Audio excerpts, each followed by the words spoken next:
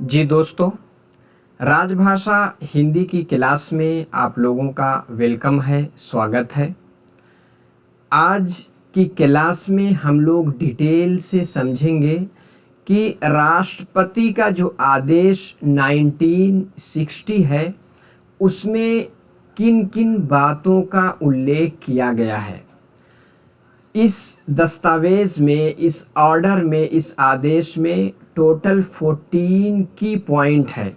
हर एक पॉइंट को डिटेल से समझेंगे और इस चीज़ को जानने का प्रयास करेंगे कि इससे किस तरह से सवालात आपके पूछे जाते हैं। ये हम लोगों की राजभाषा हिंदी की तीसरी क्लास है। पहली क्लास में हमने इस चीज़ को डिटेल से पढ़ लिया है कि राजभाषा से संबंधित अनुच्छेद यानी आर्टिकल्स कितने हैं। हर एक आर्टिकल के बारे में डिटेल से डिस्कस किया है।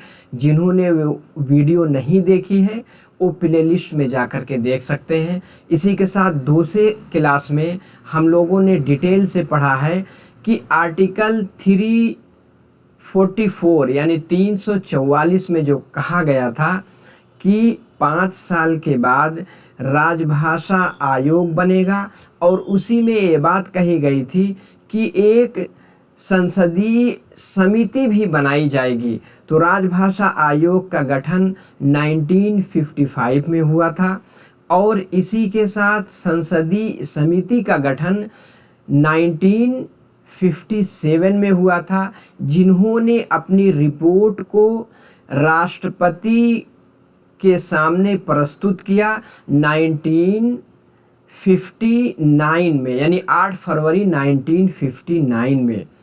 उसके बाद उन्होंने जो जो सिफारिशें की थी उसको मद्देनज़र रखते हुए राष्ट्रपति ने 1960 में राजभाषा से संबंधित कुछ आदेश जारी किए थे।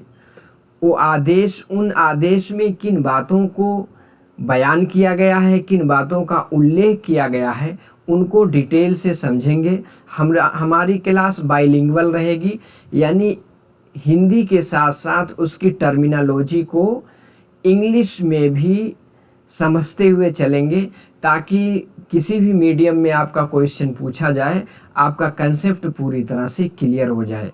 तो मैं आपका दोस्त डॉक्टर मेराज, आज तीसरी क्लास में हम लोग डिटेल से डिस्कस करने जा रहे हैं। तो देखिए, राष्ट्रपति के आदेश यानी प्रेसिडेंट्स ऑर्डर 1960। पहला सवाल ये पूछा जा सकता है कि राष्ट्रपति का आदेश कब आया था, तो 1960 में आया था। ऐसे एक एक पॉइंट के हम लोग समझते हुए चलेंगे। एक मिनट, यानी 1960 में इस दस्तावेज को, इन मटेरियल को डिटेल से जब आप देखेंगे, इन ऑर्डर को डिटेल से पढ़ेंगे, तो उसमें सबसे पहले अधिसूचना यानी नोटिफिकेशन का जिक्र है, ठीक है, उसका उल्लेख है। इसी के साथ फिर उसके ऑर्डर के बारे में संक्षिप्त से यानी ब्रीफली उसके बारे में बताया गया है। फिर नंबर 3 पे इस ऑर्डर में, इस आदेश में बात की गई है कि टर्मिनोलॉजी, कि किस तरह से टर्मिनोलॉजी तैयार की जाएगी राजभाषा के प्रचार प्रसार और उसके विकास के लिए। इसी के साथ नंबर 4 पे बात की गई है प्रशासनिक संहिताओं यानी एडमिनिस्ट्रेटिव मैनुअल्स और उसी के साथ अन्य कार्य विधि साहित्य का अनुवाद, अदर प्रोसीजरल लिटरेचर के अनुवाद में किस तरह की सावधानियां बरती जाएंगी, इसके बारे में भी इसमें बताया गया है। आगे नंबर 5 पे है प्रशासनिक कर्मचारी वर्ग को, यानी जो एडमिनिस्ट्रेटिव पर्सनल हैं उनको हिंदी मीडियम में प्रशिक्षण दिया जाएगा। किस तरह का प्रशिक्षण उनको, यानी किस तरह की ट्रेनिंग दी जाएगी, ठीक है।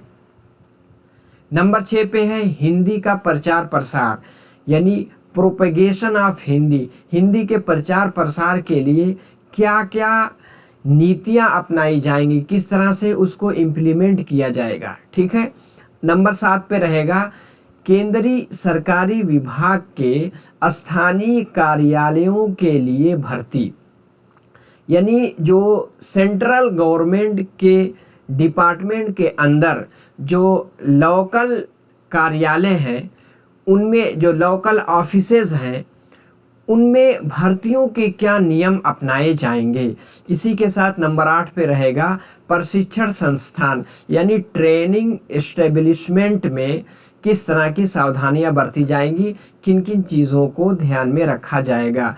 आगे है 9 नंबर पे अखिल भारतीय सेवाओं और उच्चतर केंद्रीय सेवाओं में भर्ती, इससे संबंधित बातें इसमें की गई है।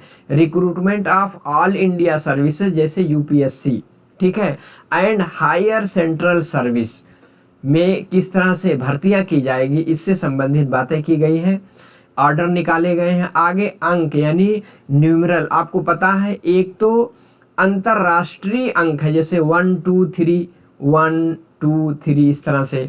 एक देवनागरी है, ठीक है, जैसे इस तरह से लिखे जाते हैं। तो उसमें है कि कहाँ हम देवनागरी वाले अंक का इस्तेमाल, उसका प्रयोग करेंगे, कहाँ हम अंतर्राष्ट्रीय अंकों का प्रयोग करेंगे, इससे संबंधित इसमें बातें की गई है। आगे 11 नंबर पे है अधिनियम, यानी कोई एक्ट्स हैं, इसी के साथ कोई विधेयक यानी बिल्स हैं, उसकी भाषा कौन सी होगी, उसमें किस भाषा में मूल प्रति तैयार की जाएगी, उसका अनुवाद किन भाषा में की जाएगा, इससे संबंधित बातें इसमें की गई हैं। आगे है उच्चतम न्यायालय यानी सुप्रीम कोर्ट और उच्च न्यायालय यानी हाई कोर्ट, उसकी भाषा, उसकी लैंग्वेज क्या होगी, जो ऑर्डर उसके निकलेंगे, सुप्रीम कोर्ट के जो जजमेंट होंगे तो किन भाषा में होंगे, इससे संबंधित बातें इसमें की गई हैं। आगे है विधि क्षेत्र में यानी लॉ के क्षेत्र में हिंदी में काम करने के लिए आवश्यक आरंभिक कदम, यानी कौन से स्टेप्स, कौन से मेजर्स इसमें इख्तियार किए गए हैं। आखिर में 14वें नंबर पे आएगा हिंदी के परगामी प्रयोग के लिए योजना का कार्यक्रम, यानी प्लान और programme for the progressive use of Hindi, Hindi के विकास के लिए, उसको बढ़ाने के लिए कौन से प्रोग्राम चलाए जाएंगे ताकि हिंदी का प्रचार प्रसार हो सके। चलिए, ये तो हमने ब्रीफली देख लिया। अब हर एक को हम बाइलिंगुअल समझने का प्रयास करते हैं। तो राष्ट्रपति का आदेश यानी प्रेसिडेंट्स ऑर्डर 1960। जो लोग चैनल पे नए हैं उनके लिए बस एक निवेदन है कि आप चैनल को सब्सक्राइब करके रखिए, ताकि जो भी वीडियो राजभाषा से संबंधित अपलोड होती रहे उसका नोटिफिकेशन आपको मिलता रहेगा। इसी के साथ लाइक भी कीजिए, अपना सुझाव, अपना कमेंट भी कमेंट बॉक्स में लिखिए और अपने दोस्तों को शेयर कीजिए, क्योंकि राजभाषा से संबंधित प्रश्न रेलवे में भी जो डिपार्टमेंटल प्रमोशनल एग्ज़ाम होते हैं उसमें 10 नंबर के क्वेश्चन आते हैं, और इसी के साथ बहुत सारे एग्ज़ाम हैं जैसे यूपीएससी के हैं और यूजीसी में है, बाकायदा यूनिट है। जो भी हिंदी से जुड़े हुए आपके साथी हैं उनको शेयर कीजिए ताकि वो भी इससे लाभान्वित हो सकें। और टेलीग्राम चैनल है, उसकी लिंक डिस्क्रिप्शन बॉक्स में रहेगी, उस पर क्लिक करके उसका हिस्सा बन जाएं, उस पर आपको अपडेट उसके भी द्वारा मिलती रहेगी। चलिए, तो सबसे पहले राष्ट्रपति के आदेश से संबंधित ये है कि आपको पता है कि राजभाषा आयोग बना, राजभाषा आयोग के बाद राजभाषा संसदीय समिति बनी, उसके 30 सदस्य थे, 20 सदस्य क्या किससे थे, लोकसभा के थे, और 10 सदस्य उसके राज्यसभा के थे। ठीक है, एक समिति, ठीक है, जो इसकी समिति थी। प्रथम राजभाषा आयोग जो 1955 में बना था, इन्होंने जो सिफारिशें की थी, जो रिकमेंडेशंस किए थे, उन पर विचार करने के लिए, उनके विषयों में अपनी राय राष्ट्रपति के समक्ष पेश करने के लिए संविधान के अनुच्छेद 344 में बात की गई थी। 344 के खंड 4 यानी क्लास 4 के उपबंधों यानी प्रोविज़न के अनुसार नियुक्त की गई थी। आपको पता है कि एक समिति नियुक्त किस लिए की गई थी, जिसमें 30 मेंबर थे। उनका मेन काम था कि जो राजभाषा आयोग ने जो सिफारिशें की हैं उसको उस पर अध्ययन करके विचार करके रिपोर्ट जो है राष्ट्रपति के समक्ष पेश करना है। एक किनके तहत, आर्टिकल 344 के क्लास 4, इस आर्टिकल को याद रखिए, अनुच्छेद को, इसके तहत जो है किसका गठन किया गया था, पहली संसदीय समिति का गठन किया गया था, आर्टिकल 344 के खंड 4। अब इसमें क्या है, समिति ने अपनी रिपोर्ट राष्ट्रपति के समक्ष यानी प्रेसिडेंट के सामने पेश की। कब, 8 फरवरी 1959 को पेश कर दी। एकदम पूछा जा सकता है कि इन्होंने रिपोर्ट राष्ट्रपति को कब प्रस्तुत की, कब पेश की, 8 फरवरी 1959 को, इसको याद रखिए।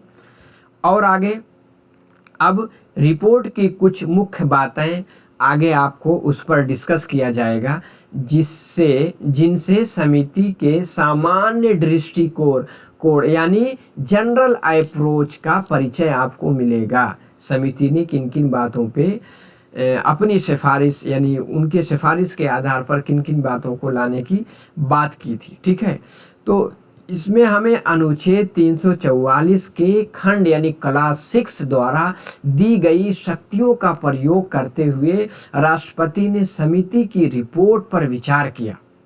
समिति ने रिपोर्ट जो पेश की थी और राजभाषा जो कमीशन बना था, यानी जो हिंदी का जो ऑफिशियल लैंग्वेज का कमीशन बना था, उनकी सिफारिश पर रिपोर्ट जो पेश की राष्ट्रपति को, राष्ट्रपति ने आर्टिकल 344 के खंड 6 यानी क्लास 6, आर्टिकल 344 के क्लास 6 के द्वारा, पूछा जा सकता है किसके द्वारा अपनी शक्तियों का उपयोग करके रिपोर्ट पर विचार किया था, तो आर्टिकल 344 के खंड 6। ठीक है, राजभाषा आयोग की सिफारिशों पर समिति द्वारा अभिव्यक्त राय को ध्यान में रखकर राष्ट्रपति ने 27 यानी 27 अप्रैल 1960 को कुछ आदेश जारी किए।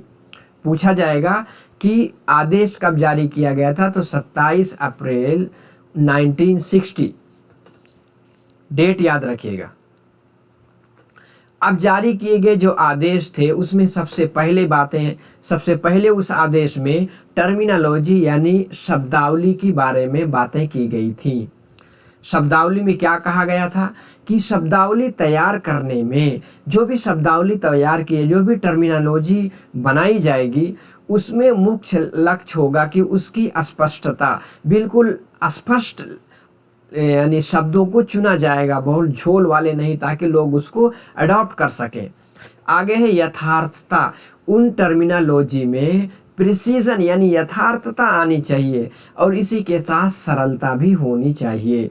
अंतर्राष्ट्रीय शब्दावली अपनाई जाए, इंटरनेशनल जो टर्मिनोलॉजी है उनको अपनाया जाए, इख्तियार किया जाए, या जहां भी आवश्यक हो अनुकूलन कर दिया जाए। देखिए, जब किसी चीज़ को हूबहू अपना लिया जाता है उसको अडॉप्टेड कहते हैं। जैसे जिनके औलाद नहीं होती, जिनके बच्चे नहीं होते, वो दूसरे के बच्चे को अडॉप्ट करते हैं, यानी हूबहू अपना बच्चा मान लेते हैं लीगली तौर पे। और अडेप्टेड का मतलब होता है किसी चीज़ में रद्दो बदल करके जो आपके लायक है उसको ले लेना।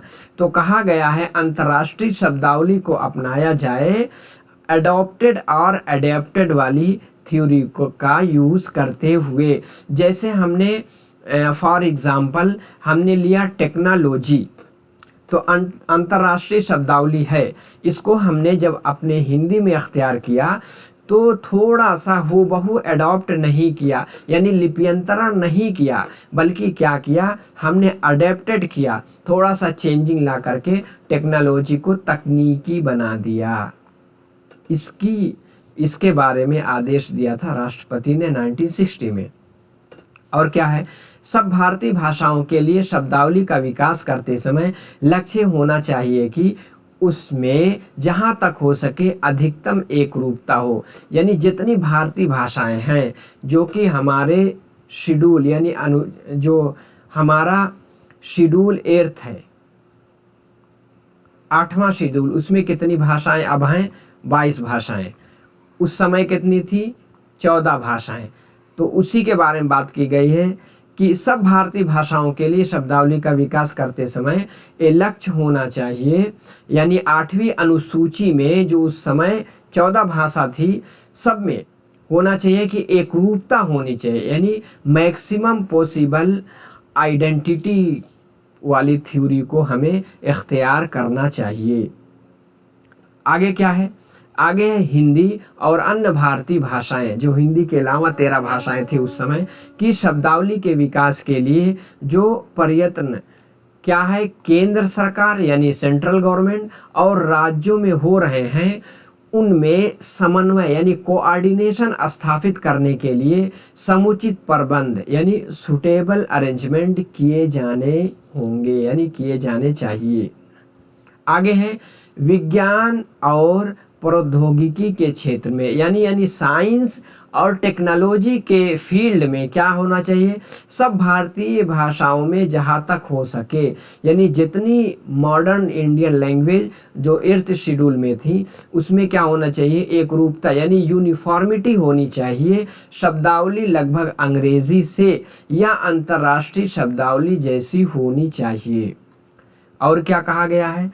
इस दृष्टि से समिति ने ये सुझाव दिया कि इस क्षेत्र में विभिन्न संस्थाओं यानी एजेंसियों द्वारा किए गए काम में समन्वय यानी कोऑर्डिनेट स्थापित करने और उसकी देख रेख यानी सुपरवाइज करने के लिए और सब भारतीय भाषाओं को प्रयोग में यानी उनके इस्तेमाल में लाने की दृष्टि से एक प्रामाणिक शब्दावली यानी अथॉरिटेटिव ग्लोसरी निकालने के लिए ऐसा अस्थाई आयोग यानी स्टैंडिंग कमीशन कायम किया जाए यानी बनाया जाए, जिसके सदस्य मुख्यतः यानी चीफली तौर पे क्या हो? वैज्ञानिक और प्रौद्योगिकीविद यानी साइंटिस्ट या टेक्नोलॉजिस्ट होने चाहिए इस तरह की शब्दावली तैयार करने के लिए।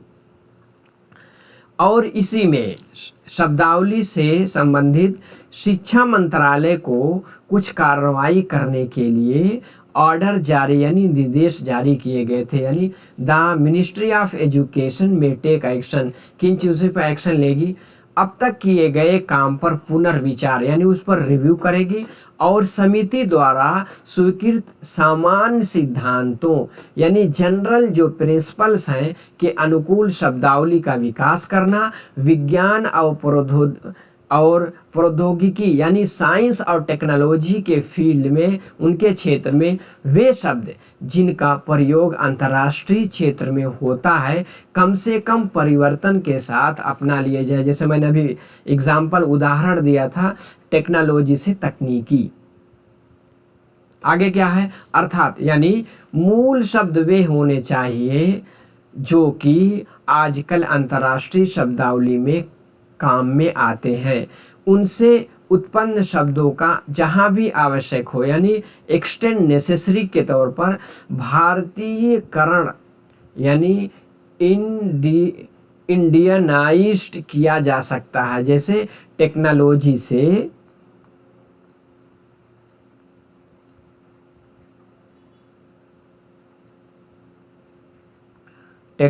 से तकनीकी, हमने तकनीकी बना दिया, ठीक है, तो ये क्या होगा? भारतीयकरण कर दिया गया है।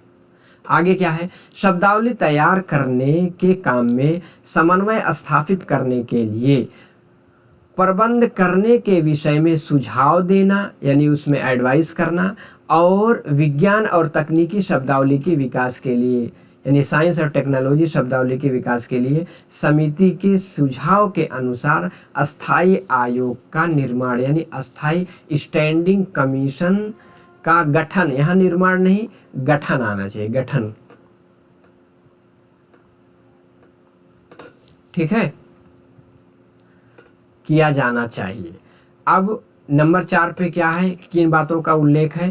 प्रशासनिक संहिताओं यानी एडमिनिस्ट्रेटिव जो मैनुअल है और अन्य कार्यविधि साहित्य का अनुवाद, अदर प्रोसीजरल लिटरेचर के अनुवाद में क्या सावधानियां बरती जाएंगी उसको देख लेते हैं। इसमें कहा गया है, इस आवश्यकता को दृष्टि में रख कर कि संहिताओं और अन्य कार्यविधि साहित्य के अनुवाद में प्रयुक्त भाषा में किसी हद तक एकरूपता यानी यूनिफॉर्मिटी होनी चाहिए। समिति ने आयोग की सिफारिश मान ली है कि सारा काम एक अभिकरण यानी सिंगल एजेंसी को सौंप दिया जाए। आगे क्या है, शिक्षा मंत्रालय यानी एजुकेशन मिनिस्ट्री सांविधिक नियमों स्टैट्यूटरी रूल्स, इसी के साथ विनियम यानी रेगुलेशंस और आदेशों यानी ऑर्डर्स के अलावा यानी इसको छोड़ करके बाकी सब संहिताओं यानी जितने मैनुअल्स हैं और अन्य कार्यविधि साहित्य यानी प्रोसीजरल लिटरेचर हैं उसका अनुवाद करे। कौन करे?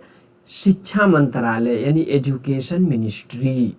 तो एजुकेशन मिनिस्ट्री इन सब को छोड़ करके जितने मैनुअल्स हैं, कार्यविधि साहित्य हैं, उनका अनुवाद करने की जिम्मेदारी इनको सौंपी गई है। आगे है सांविधिक नियमों स्टैट्यूटरी जो रूल्स हैं, इसी के साथ विनियम रेगुलेशंस हैं, ऑर्डर्स हैं, इसका अनुवाद सांविधियों के अनुवाद यानी ट्रांसलेशन ऑफ स्टैट्यूट के साथ घनिष्ठ रूप से संबद्ध है। इसलिए क्या होना चाहिए, यह काम विधि मंत्रालय यानी मिनिस्ट्री ऑफ लॉ यानी लॉ मिनिस्ट्री को सौंप देना चाहिए। एजुकेशन मिनिस्ट्री ये काम नहीं करेगी।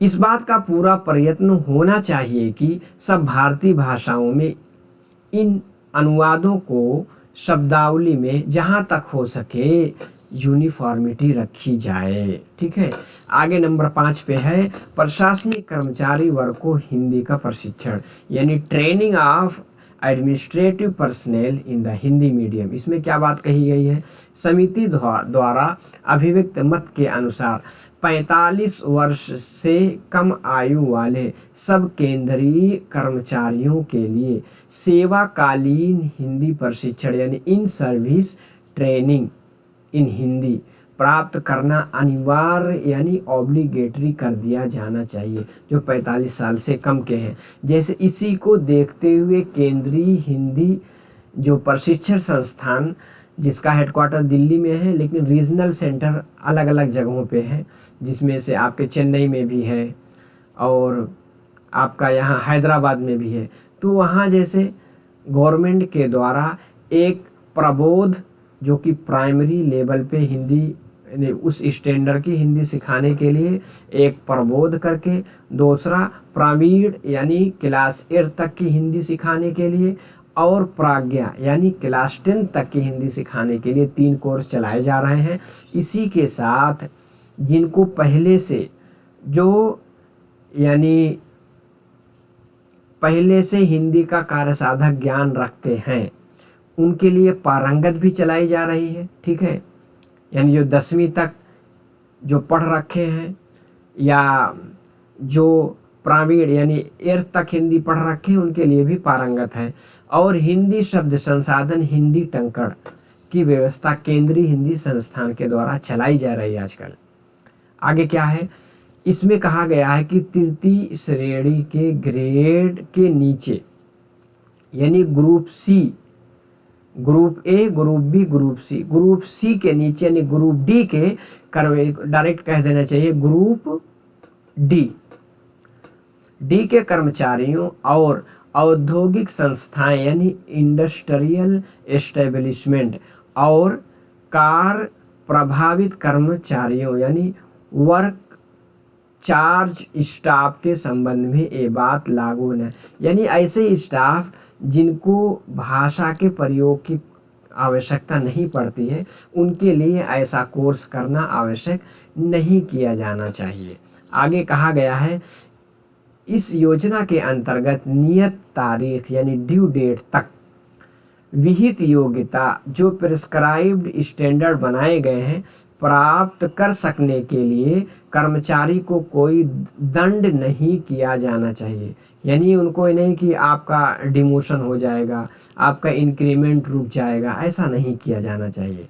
हिंदी भाषा की पढ़ाई के लिए सुविधाएं यानी फैसिलिटीज़ प्रशिक्षार्थियों को मुफ्त, यानी जो भी ट्रेनिंग चाहे पारंगत की हो, शब्द संसाधन की हो, इसी के साथ प्रबोध की हो, प्रावीण की हो, इसी के साथ प्राज्ञा की हो, किसी भी तरह की या पारंगत की हो, कोई भी प्रशिक्षण, कोई भी इस तरह की कोई क्लास चले, उसके लिए कोई शुल्क नहीं लेना चाहिए।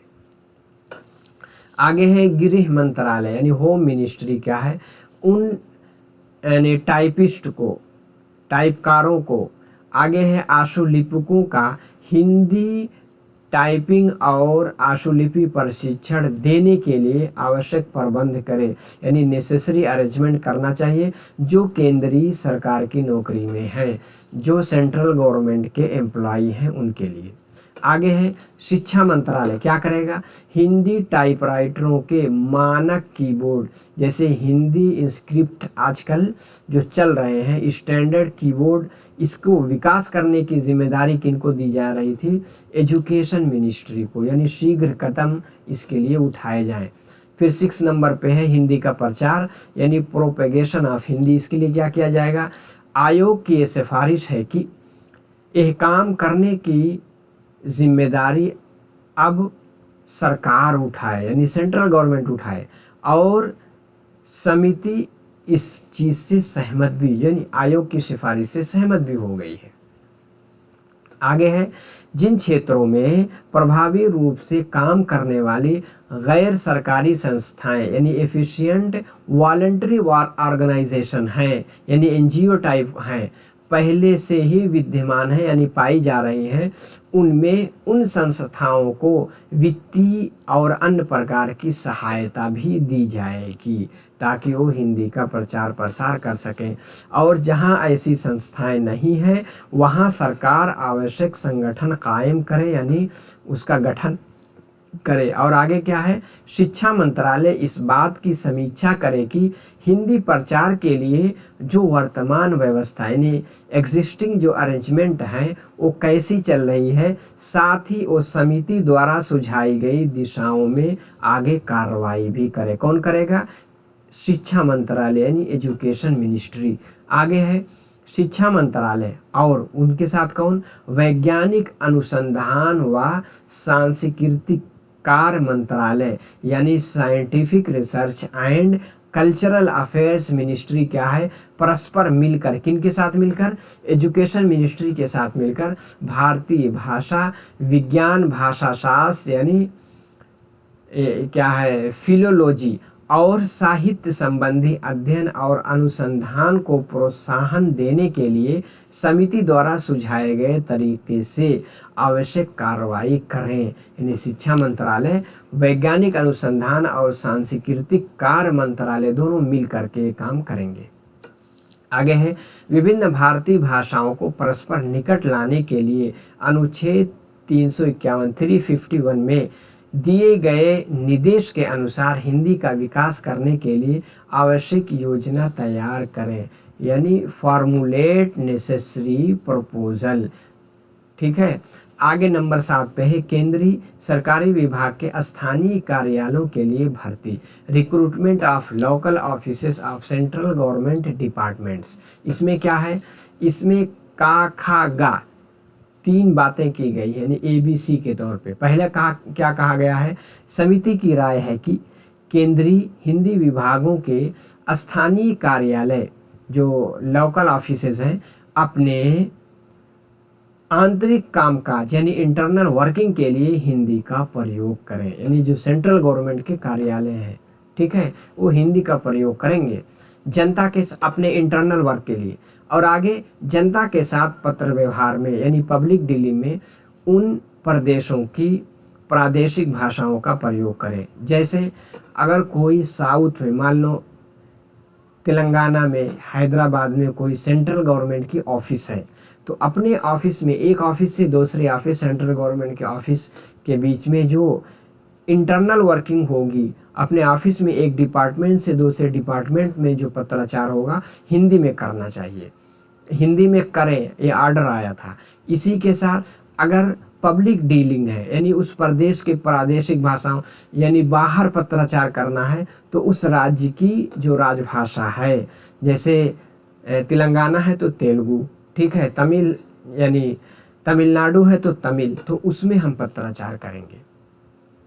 आगे क्या है, अपने स्थानीय कार्यालयों में अंग्रेजी के अतिरिक्त हिंदी का उत्तरोत्तर यानी प्रोग्रेसिवली अधिक प्रयोग करने के वास्ते योजना तैयार करने में केंद्रीय सरकारी विभाग इस आवश्यकता को ध्यान में रखें कि यथासंभव अधिक से अधिक मात्रा में प्रादेशिक भाषाओं में फॉर्म और इसी के साथ विभागीय साहित्य उपलब्ध करा के वहाँ की जनता को पूरी सुविधाएं प्रदान की जाए।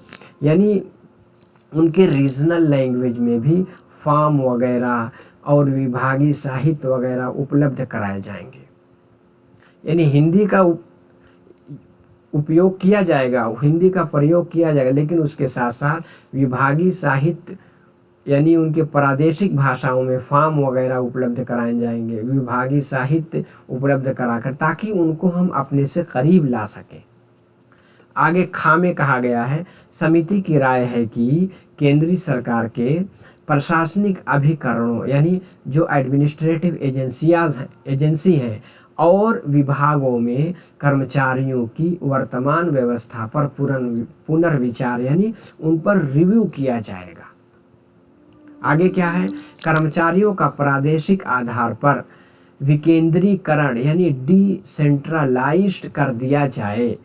इसके लिए भर्ती के तरीकों यानी रिक्रूटमेंट मेथड और अर्हताओं यानी क्वालिफिकेशन में उपयुक्त संशोधन यानी रिवाइज सूटेबिलिटी करना होगा।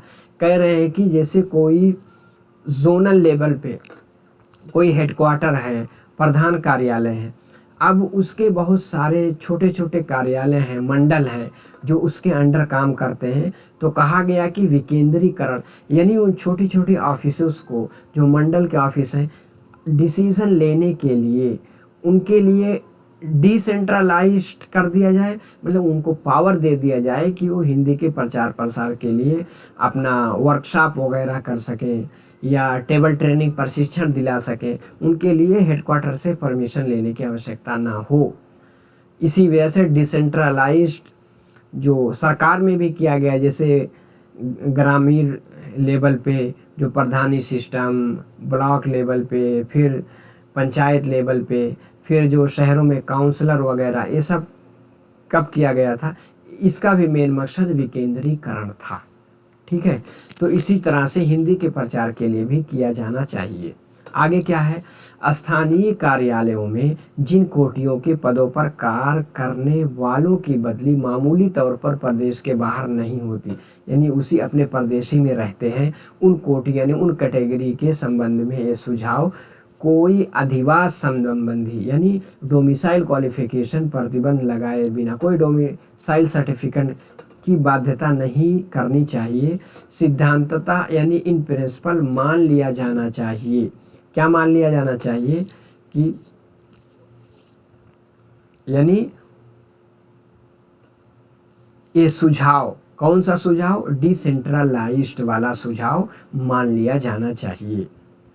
आगे है गा में क्या है, समिति आयोग के इन सिफारिशों से सहमत है कि केंद्रीय सरकार यानी यूनियन गवर्नमेंट के लिए ये विहित कर देना यानी इन प्रिस्क्राइबिंग, क्या कर देना, न्याय सम्मत यानी जस्टिफाइड होगा कि उनकी नौकरियों में लगने के लिए अर्हता क्वालिफिकेशन ये भी होगी कि उम्मीदवार को हिंदी भाषा का सम्यक ज्ञान यानी कार्यसाधक ज्ञान होना चाहिए। लेकिन ऐसा करने के लिए क्या होना होगा, पर ऐसा तभी किया जाना चाहिए जबकि इसके लिए काफ़ी पहले से ही सूचना दे दी गई हो और भाषा योग्यता यानी लिंग्विस्टिक एबिलिटी का विहित स्तर यानी मॉडरेट होना चाहिए और इस बारे में जो भी कमी हो उसे सेवाकालीन इन सर्विस प्रशिक्षण द्वारा किया जा सकता है। जैसे इसलिए प्रबोध प्रावीण प्राज्ञा चलाया गया, इसी के साथ आजकल एक पारंगत भी चल रहा है। प्रशिक्षण द्वारा उन कमियों को दूर कराया जा सकता है। ये सिफारिश अभी हिंदी भाषी क्षेत्र यानी जो 9 स्टेट और 2 यूनियन टेरिटरी है वहाँ पर हिंदी स्पीकिंग एरिया के केंद्रीय सरकारी विभागों में ही कार्यान्वित हो, जैसे यूपी, बिहार, आपका दिल्ली, यहाँ सब। लेकिन केंद्रीय हिंदी स्तर भाषा भाषी क्षेत्र, नॉन हिंदी स्पीकिंग स्टेट जैसे जो आपके साउथ के स्टेट हैं के स्थानीय कार्यालयों में ऐसा नहीं करना चाहिए कि हिंदी जानना कंपलसरी है। तो क्या है, का खा गा में दिए गए निर्देश भारतीय लेखा परीक्षा यानी इंडियन ऑडिट और इसी के साथ लेखा विभाग यानी अकाउंट्स डिपार्टमेंट के अधीन कार्यालयों के संबंध में लागू नहीं होंगे। वहाँ ये सब चीज़ें ज़रूरी नहीं है कि हिंदी का जानना कंपलसरी किया जाए। आगे है प्रशिक्षण संस्थान यानी ट्रेनिंग एस्टेब्लिशमेंट।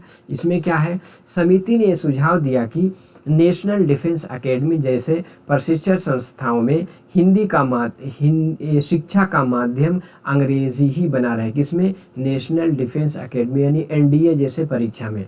किंतु शिक्षा संबंधी कुछ या सभी प्रयोजनों के लिए माध्यम के रूप में जब पर्पस ऑफ इंस्ट्रक्शन क्या हिंदी का प्रयोग शुरू करने के लिए उचित कदम यानी सूटेबल स्टेप्स उठाए जाने चाहिए। रक्षा मंत्रालय यानी आपका डिफेंस मिनिस्ट्री अनुदेश पुस्तिकाओं यानी इंस्ट्रक्शन जो बुक्स उनके जारी किए जाते हैं इत्यादि के हिंदी प्रकाशन आदि के रूप में समुचित प्रारंभिक कार्रवाई यानी प्रिपरेटरी मेजर्स करना चाहिए। ठीक है, हिंदी प्रकाशन आदि के रूप में, ताकि जहाँ भी व्यवहार हो, जहाँ पर फिजिबल हो, शिक्षा के माध्यम के रूप में हिंदी का प्रयोग संभव हो जाए यानी मीडियम ऑफ इंस्ट्रक्शन हिंदी बन जाए।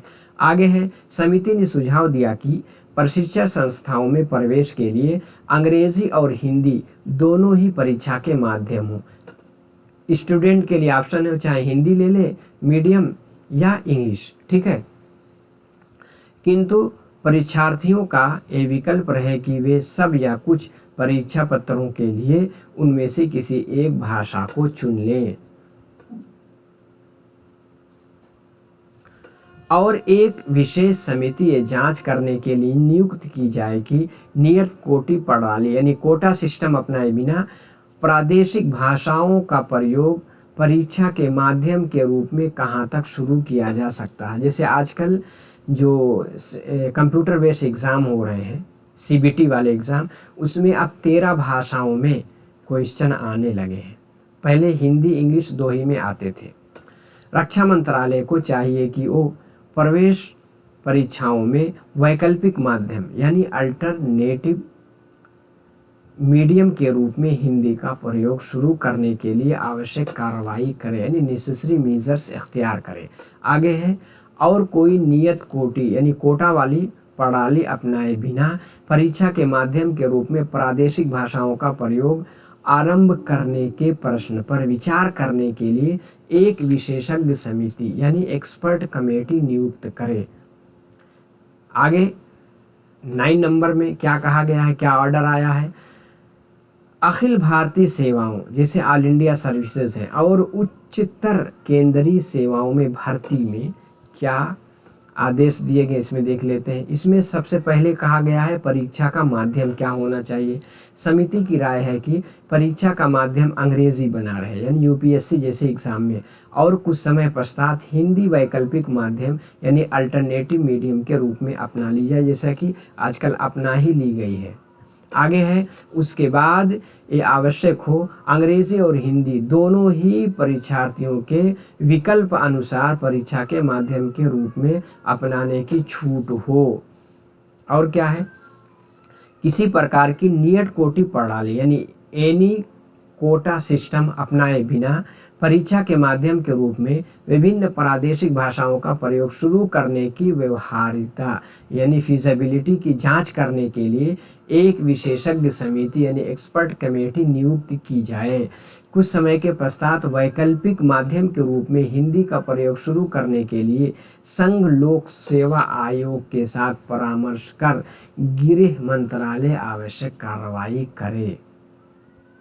ठीक है, आगे क्या है, वैकल्पिक माध्यम यानी अल्टरनेटिव मीडिया के रूप में विभिन्न प्रादेशिक भाषाओं का प्रयोग करने से गंभीर कठिनाइयां पैदा होने की संभावना, अगर ऐसा है कि इससे जो है सीरियस डिफ़िकल्टीज पैदा हो जाएगी, इसके लिए वैकल्पिक माध्यम के रूप में विभिन्न प्रादेशिक भाषाओं का प्रयोग शुरू करने की व्यवहार्यता की जांच के लिए विशेषज्ञ समिति नियुक्त करना आवश्यक नहीं। मतलब यहाँ ये कहा जा रहा है कि अगर ये चीज़ पहले ही से पता की जाए कि अगर हर एक प्रादेशिक भाषाओं में यूपीएससी जैसे प्रश्न बनाए जाने लगेंगे तो बहुत ही खराब स्थिति हो जाएगी। तो इसके लिए विशेषज्ञ समिति बनाने की आवश्यकता नहीं है। आगे है भाषा विषयक प्रश्न पत्र यानी लैंग्वेज पेपर क्या होने चाहिए। समिति की राय है कि सम्यक सूचना यानी ड्यू नोटिस के बाद समान स्तर के 2 अनिवार्य प्रश्न होने चाहिए, जिनमें से एक हिंदी और दूसरा हिंदी के भिन्न किसी अन्य भारतीय भाषाएं होनी चाहिए। इस तरह से बातें की गई हैं।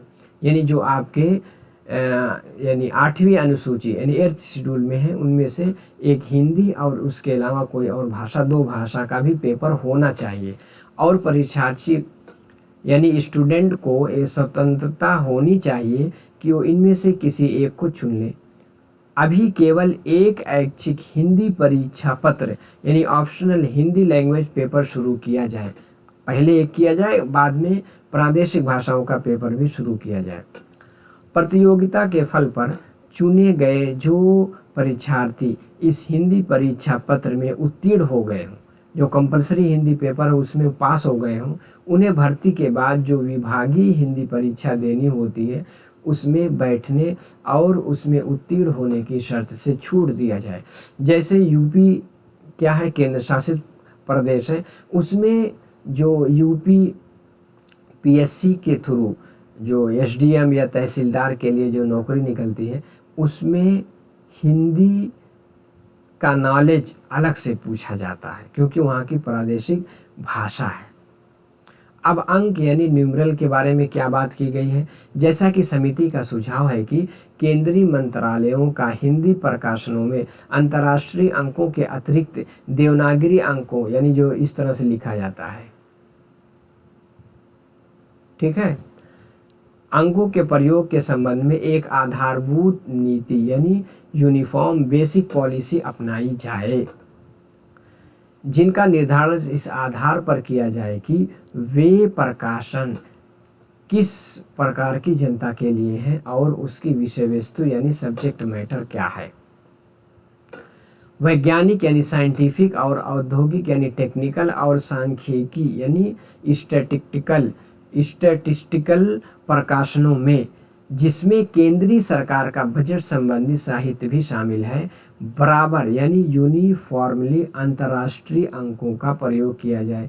यानी ये जो 1 2 3 4 5 6 7 8 और इसी के साथ 9 और 9 के साथ 10 इस तरह के अंकों का प्रयोग किया जाएगा। आगे 11 नंबर पर है अधिनियमों यानी एक्ट और विधेयकों यानी बिल इत्यादि की भाषा क्या होनी चाहिए। इसमें कहा गया है समिति ने राय दी है कि संसदीय विधियां यानी पार्लियामेंट्री लेजिस्लेशन अंग्रेजी में बनती रहें, किंतु उनका प्रामाणिक यानी ऑथराइज्ड हिंदी अनुवाद उपलब्ध कराया जाए। आगे है संसदीय विधियां यानी पार्लियामेंट्री लेजिस्लेशन अंग्रेजी में तो रहे पर उसके प्रामाणिक हिंदी अनुवाद की व्यवस्था करने के वास्ते विधि मंत्रालय यानी लॉ मिनिस्ट्री आवश्यक विधेयक उचित समय पर पेश करे। संसदीय विधियों का प्रादेशिक भाषाओं में अनुवाद कराने का प्रबंध भी विधि मंत्रालय करे। किसकी जिम्मेदारी है? लॉ मिनिस्ट्री की। आगे है समिति ने राय जाहिर की है। क्या जाहिर किया है? जहां कहीं राज्य विधानमंडल यानी स्टेट लेजिस्लेचर में पेश किए गए विधेयकों यानी बिल या पास किए गए अधिनियम यानी एक्ट का मूल पाठ हिंदी में से यानी हिंदी के अलावा भिन्न किसी अन्य भाषा में है, जैसे तेलंगाना में यानी तेलुगु भाषा में अगर इस तरह के बिल या एक्ट कोई लाए गए हैं तो उसमें क्या है, अनुच्छेद 48 के क्लॉज यानी खंड 3 के अनुसार अंग्रेजी अनुवाद के अलावा उसका हिंदी अनुवाद भी प्रकाशित किया जाए। यानी स्टेट की जो भाषा है उसमें, जैसे तेलंगाना है तो तेलुगु, और उसी के साथ अंग्रेजी, अंग्रेजी के बाद हिंदी, यानी तीनों भाषा में उसको प्रकाशन किया जाएगा। आगे है, राज्य की राजभाषा में पाठ के साथ साथ राज्य विधेयकों, अधिनियमों और अन्य सांविधिक लिखितों यानी स्टैट्यूटरी इंस्ट्रूमेंट्स के हिंदी अनुवाद के प्रकाशन के लिए आवश्यक विधेयक उचित समय पर पेश किए जाएं। आगे है 12 नंबर पे, उच्चतम न्यायालय और उच्च न्यायालय की भाषा क्या होगी। उच्चतम न्यायालय यानी सुप्रीम कोर्ट, उच्च न्यायालय यानी हाई कोर्ट। राजभाषा आयोग ने सिफारिश की थी कि जहां तक उच्चतम न्यायालय की भाषा का सवाल है, उसकी भाषा इस परिवर्तन का समय आने पर यानी 1965, 15 साल की बात की गई थी, आने पर अन्यथा हिंदी होनी चाहिए, यानी हिंदी ही में सुप्रीम कोर्ट भी अपना निर्णय यानी जजमेंट वगैरह देगा। समिति ने ये सिफारिश मान ली, यानी जो संसदीय समिति ने यह सिफारिश मान ली थी। आगे क्या है, आयोग ने उच्च न्यायालयों की भाषा के विषय में क्या कहा, प्रादेशिक भाषाओं और हिंदी के पक्ष विपक्ष यानी प्रोस कॉन में विचार किया। क्या किया आगे, और सिफारिश की कि जब भी इस परिवर्तन का समय आए यानी 1965 आते ही उच्च न्यायालय यानी हाई कोर्ट के निर्णयों यानी जजमेंट में और अज्ञप्तियां यानी डिक्रीज यानी जो उसका फरमान जारी होता है, इसी के साथ आदेशों की भाषा सब प्रदेशों में हिंदी होनी चाहिए। आगे क्या है, किंतु समिति की राय है कि राष्ट्रपति की पूर्व अनुमति से यानी प्रीवियस कंसेंट ऑफ प्रेसिडेंट यानी उनकी अनुमति से पहले क्या है, आवश्यक विधेयक यानी नेसेसरी लेजिस्लेशन पेश करके ये व्यवस्था करने की गुंजाइश रहे कि क्या रहे, उच्च न्यायालय के निर्णय यानी जो उसके जजमेंट हैं, डिक्रीज हैं और आदेश के लिए उच्च न्यायालयों में हिंदी और राज्यों की राजभाषाएं विकल्पता यानी ऑप्शनली प्रयोग में लाई जा सकेंगी। आगे है, समिति की राय है कि उच्चतम न्यायालय अंततः एवेंचुअली अपना सब काम हिंदी में करे। आगे है, इस सिद्धांत रूप में स्वीकार्य है और इसके संबंध में समुचित कार्रवाई उसी समय अपेक्षित होगी जबकि इस परिवर्तन के लिए समय आ जाएगा यानी 1965 के बाद से। आगे है, जैसा कि आयोग की सिफारिश है कि सिफारिश की तरमीम करते हुए समिति ने सुझाव दिया, क्या सुझाव दिया, उच्च न्यायालयों की भाषा के विषय में ये व्यवस्था करने के लिए आवश्यक विधेयक यानी एक बिल लाई जाए। विधि मंत्रालय उचित समय पर राष्ट्रपति की पूर्व सम्मति से यानी उसकी अनुमति से पहले ही पेश करे। आगे है कि निर्णयों, डिक्रियों और आदेशों के प्रयोजनों के लिए हिंदी और इसी के साथ राज्यों की राजभाषाओं का प्रयोग विकल्पता यानी ऑप्शनली किया जा सकेगा। आगे 13 नंबर पर है, विधि क्षेत्र में हिंदी में काम करने के लिए आवश्यक आरंभिक कदम यानी प्रिपरेटरी मेजर्स फॉर चेंज।